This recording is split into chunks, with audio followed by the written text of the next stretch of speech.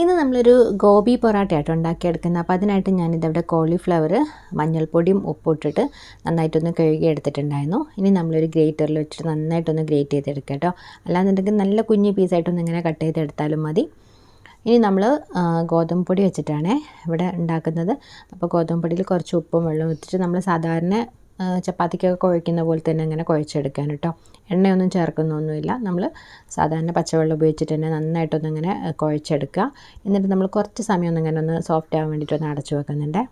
ഇനി നമ്മൾ ഗ്രേറ്റ് ചെയ്ത് വെച്ചിട്ടുണ്ടായിരുന്ന കോളിഫ്ലവറിലേക്ക് സവാള, ഇഞ്ചി, വെളുത്തുള്ളി, പച്ചമുളക്, കറിവേപ്പില, ഉപ്പ്, മഞ്ഞൾപ്പൊടി, കാശ്മീരി ചില്ലി പൗഡർ, സാധാ മുളക് പൊടി ആയാലും മതി കേട്ടോ, ചെറിയ ജീരകത്തിൻ്റെ പൊടി, പിന്നെ അതുപോലെ കുറച്ച് ഗരം മസാല, ഇത്രയും ചേർത്ത് കുറച്ച് വെളിച്ചെണ്ണയും കൂടി ചേർത്ത് നമ്മളൊന്ന് വഴറ്റിയെടുക്കുന്നുണ്ട്.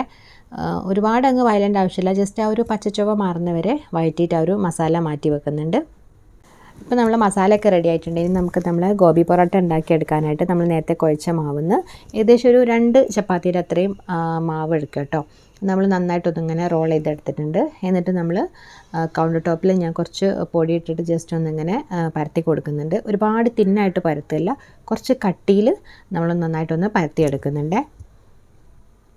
ഇനി നമ്മൾ നേരത്തെ റെഡിയാക്കി എടുത്തിട്ടുണ്ടായിരുന്ന ആ ഒരു കോളിഫ്ലവറിൻ്റെ മസാല ഇതിൻ്റെ നടുക്ക് വെച്ച് കൊടുത്തിട്ട് നമ്മൾ ആ ഒരു ചപ്പാത്തിൻ്റെ എല്ലാ ഭാഗത്തു നിന്നും എടുത്തിട്ട് നമ്മൾ ഈ മോമോസൊക്കെ ചെയ്യുന്ന പോലെ എല്ലാ ഭാഗത്തു നിന്നും എടുത്തിട്ട് നടുക്കൊന്നിങ്ങനെ പ്രസ് ചെയ്ത് കൊടുക്കുന്നുണ്ട്. ഇനി നമ്മൾ ജസ്റ്റ് ഒന്നിങ്ങനെ ഒന്ന് റൗണ്ട് ഷേപ്പ് ആക്കി എടുത്തിട്ട് കുറച്ചും കൂടെ പൊടി ഇട്ടിട്ട് നമ്മളൊന്നിങ്ങനെ പ്രസ് ചെയ്ത് പരത്തി കൊടുക്കുകയാണ്. ഒരുപാട് അങ്ങ് പ്രസ് ചെയ്യരുത്, അതിൻ്റെ ഫില്ലിങ് അങ്ങ് പുറത്തോട്ട് പോകും.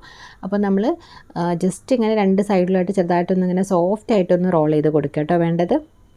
നമുക്കങ്ങനെ സ്റ്റിക്കി ആയിട്ട് തോന്നുകയാണെന്നുണ്ടെങ്കിൽ കുറച്ച് പൊടി ഇട്ടിട്ട് ഒന്നിങ്ങനെ റോൾ ചെയ്തെടുത്താൽ മതി. അപ്പോൾ നമ്മൾ ഒരുപാട് അങ്ങ് പരത്തേണ്ട ആവശ്യമില്ല. അത് ഏകദേശം നമ്മൾ അത്യാവശ്യം കനത്തിൽ തന്നെ പരത്തിയൊക്കെ എടുത്തിട്ടുണ്ട് കേട്ടോ. അപ്പോൾ നമുക്ക് 2 രീതിയിൽ ഉണ്ടാക്കാം. അപ്പോൾ നിങ്ങൾക്ക് ഏതാണോ കുറച്ചുകൂടി ഈസി എന്ന് വെച്ചാൽ ആ രീതിയിൽ ട്രൈ ചെയ്ത് നോക്കാം കേട്ടോ. നമ്മളിത് ഇതുപോലെ ജസ്റ്റ് ഒന്നിങ്ങനെ പരത്തിയിട്ട് അതിൻ്റെ നടുക്കായിട്ട് ഫില്ലിങ് വെച്ചിട്ട് ഒന്ന് പ്രസ് ചെയ്ത് കൊടുക്കുക. എന്നിട്ട് നമ്മൾ ജസ്റ്റ് ഒന്നിങ്ങനെ ഒന്ന് ഷേപ്പ് ചെയ്ത് ബോൾ പോലെ ആക്കിയിട്ട് നമ്മൾ സാധാ ചപ്പാത്തിയൊക്കെ പരത്തുന്ന പോലെ തന്നെ നേരത്തെ പറഞ്ഞ പോലെ തന്നെ സോഫ്റ്റ് ആയിട്ട് ഇങ്ങനെ അധികം പ്രസ് ചെയ്യാതെ ഇങ്ങനെ പരത്തി കൊടുക്കുക കേട്ടോ.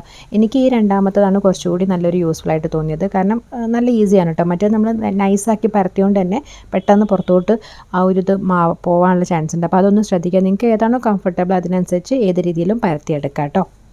ഇനി നമ്മൾ സാധാരണ ചുട്ടെടുക്കുന്ന പോലെ തന്നെ പാന് ചൂടാക്കിയിട്ട് അതിലേക്ക് നമ്മൾ ഫസ്റ്റ് ഇങ്ങനെ എണ്ണയൊന്നും ആക്കാതെ തന്നെ ആക്കി കൊടുക്കുക. എന്നിട്ട് ജസ്റ്റ് കുറച്ച് സമയം കഴിയുമ്പോൾ മറിച്ചിടുക കേട്ടോ. പിന്നെ അതിൻ്റെ മേലെ നമ്മൾ ബട്ടറോ അല്ലെങ്കിൽ ഗീയോ ആക്കി കൊടുക്കുക. എന്നിട്ട് വീണ്ടും നമ്മൾ മറിച്ചിട്ട് അങ്ങനെ 2 സൈഡിലും ഒന്ന് കുറച്ച് ഗീ വെച്ചിട്ട് ഒന്നിങ്ങനെ ടോസ്റ്റ് ചെയ്ത് കൊടുക്കുക കേട്ടോ. ഞാനിവിടെ ബട്ടറല്ല ഗീ ആണ് ആക്കി കൊടുത്തുള്ളത്. എന്നിട്ട് ഇങ്ങനെ ചെറുതായിട്ട് നമ്മളിങ്ങനെ പ്രസ് ചെയ്യുന്ന സമയത്ത് കുറച്ചിങ്ങനെ ഒന്ന് പൊങ്ങി വരും കേട്ടോ. ഒരുപാട് അങ്ങ് പൂരിയൊന്നും ആകുന്ന പോലെയല്ല, കുറച്ചങ്ങ് പൊങ്ങി വരും. അങ്ങനെ നമ്മളിവിടെ ചുട്ടെടുത്തിട്ടുണ്ട്. നല്ല സോഫ്റ്റായിട്ട് തന്നെ കിട്ടിയിട്ടുണ്ട് കേട്ടോ. കണ്ടില്ലേ, നമ്മൾ സാധാരണ ഗോതമ്പ് പൊടി വെച്ചിട്ടാണ് ഉണ്ടാക്കിയിട്ടുള്ളത്.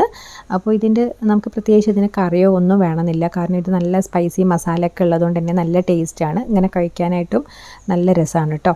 അപ്പോൾ നമുക്ക് ഇങ്ങനെ തന്നെ കഴിക്കാം. പക്ഷേ ഈ ഗോബി പൊറോട്ട, ആലു പൊറോട്ടയൊക്കെ കഴിക്കുന്നത് പൊതുവേ അതിനൊരു കോമ്പിനേഷനായിട്ട് തൈര് അല്ലാന്നുണ്ടെങ്കിൽ അച്ചാർ, ഇത് രണ്ടുമാണ് യൂസ് ചെയ്യുന്നത്.